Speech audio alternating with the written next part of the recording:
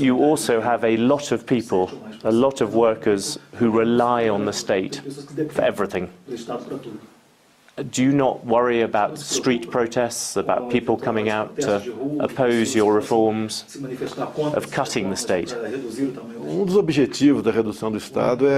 The aim of cutting state presence is to eliminate corruption. Many people over the decades have become used to being clients of the state. Even the social programs have not reduced poverty.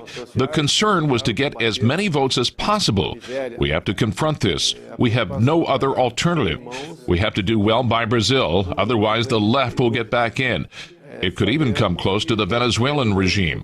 We have to get away from this left-wing ideology that was getting worse in Brazil. The population didn't want this, so they elected a candidate who upheld the truth. You have Mercosur as the local trade pact, but most people would say that that is one of the more useless trade deals.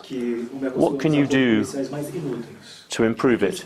You've had talks with the European Union for 20 years and nothing has come of it. Is your strategy to grow Mercosur or to start again?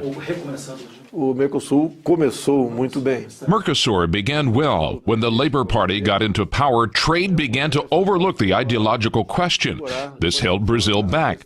We started talks with Argentina, currently managing Mercosur for the first half of this year, and superficially, we have begun talks with Uruguay and Paraguay. We want to modernize Mercosur.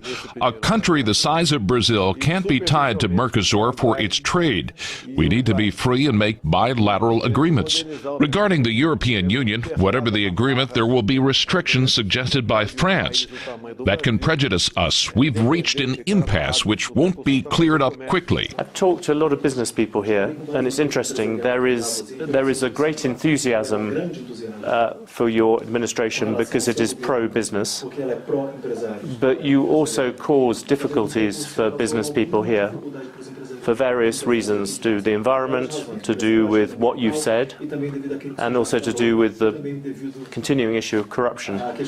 On the environment, most business people here do not want to be associated with deforestation. You have talked about pulling Brazil out of the Paris Accord. Are you going to go ahead with that?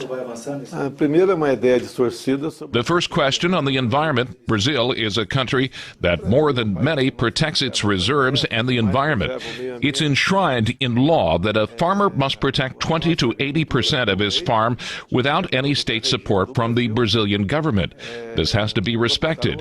Any change will be made according to the law.